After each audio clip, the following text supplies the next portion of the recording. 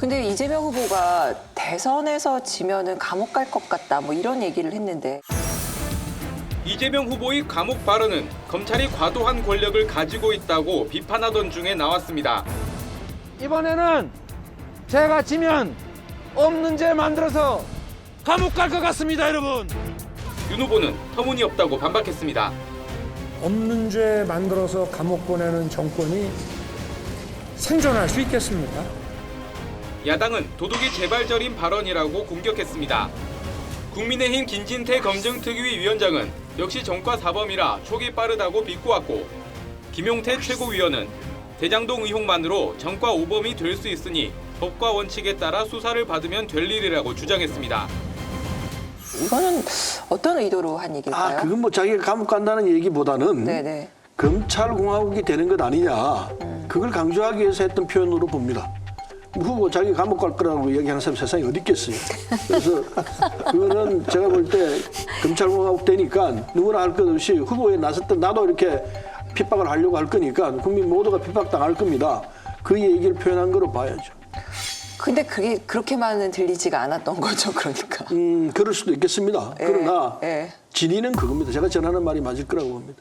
제가 사실 그 현장에 있었거든요. 예, 산책 호수 이제 조깅하다가 사람들 많이 있었는데 가보니까 이제 우연히 만나신 우연히 거예요? 가봤죠. 그랬더니 날씨도 좋고 대부분 지지자들 한 300명 정도 분위기가 엄청나게 좋았죠. 막 어떻게 박수 치고 흥분한 그 과정에서 아마 튀어나온 것 같은데 저는 뭐 그걸 뭐 작심하고 했다고 봅니다. 사실은. 그래서 청와대냐 감옥이냐 양자택일하자. 우리 정말 비장한 각오로 뛰자.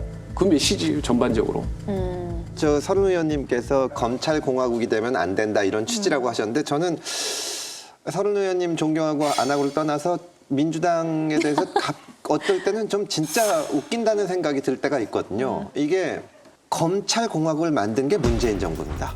저는 이 분야의 전문가인데 대한민국이 만들어진 이래로 검찰의 특수부검사를 가장 많이 대규모로 키우고 특수부검사들을 기획 뭐 심지어 공안까지 완전히 전면 배치한 게 문재인 정부거든요. 그래서 사실은 이 인사의 전진 배치에 가장 앞장섰던 분이 지금 야당 대통령 후보가 된 겁니다. 네네. 그러니까 자기들이 하다가 말하자면 검사들이 말을 안 들어서 지금 방향을 180도 바꿔놓고 나서 그러니까 야당이 집권하면은 검찰공화국이 될 거라는 건 정말 불과 몇 년 전의 일을 잊은 건가 정말 좀 답답합니다.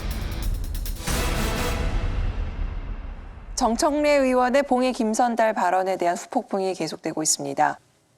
이재명 후보와 당 지도부는 불심 달래기에 나섰지만 불교계의 반발은 여전한데요. 이런 가운데 당내에서 정 의원의 탈당을 요구하는 목소리도 나오고 있습니다. 글쎄 뭐 이해관이가 가지고 했다고 그런 얘기를 했다고 이걸 페이스북에 올리신 걸 보고 또 저도 조금 의아스러웠는데 솔직히 뭐 차마 말은 못하지만 마음속으로 자진해서 좀 탈당해줬으면 하는 의원분들 주위에 많을 겁니다.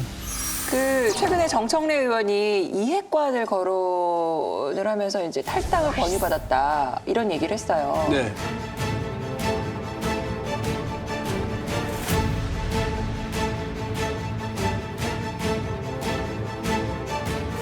실제로 있었던 겁니까 그러면? 그건 정확히 저는 잘 모르겠는데요. 네. 그것도 정청래 의원이 말 잘못한 거라 봅니다. 서로 그런 일이 있었다 하더라도 그걸 오픈할 일은 아니죠. 그냥 속으로 사귀면서 괘씸한 애 정도로 넘어가야지. 그걸 공개해버리면은 그 당연히 누가 되죠. 잘못한 일이라 생각하고 그 전에 조계사 가서 잘못을 빌려고 갔지 않습니까? 네네. 스님들이 막았거든요. 못하게 했지 않습니까?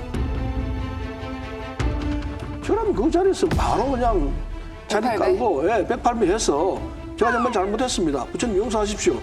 이런 모양을 보였어야 그게 맞지. 물론 돌아와서 국회 사과 성명을 냈습니다마는 저로 인해 불교계의 심려를 끼쳐드린 것에 대해 참회와 심심한 사과의 말씀을 드립니다.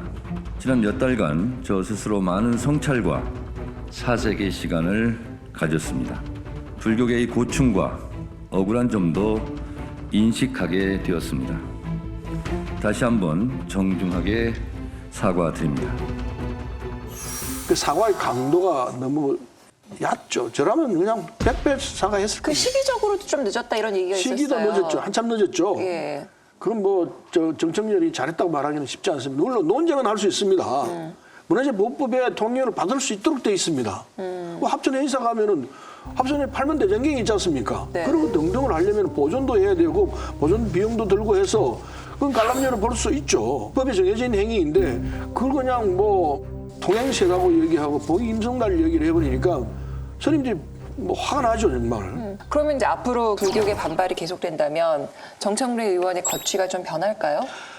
그렇게는 저는 잘 안 보는 거예요. 네. 우선 본인이 잘못했다는 확실히 알고 있습니다. 네. 그리고 당이 나서서 또 사과를 하고 있고 또 이재명 후보 부인도 저를 다니면서 스님들한테 그냥 계속해서 그건 잘못한 겁니다. 사과를 하고 있는 처지이기 때문에 스님들 받아들이실 거라 봅니다. 그냥 봉합이 될 거다. 예.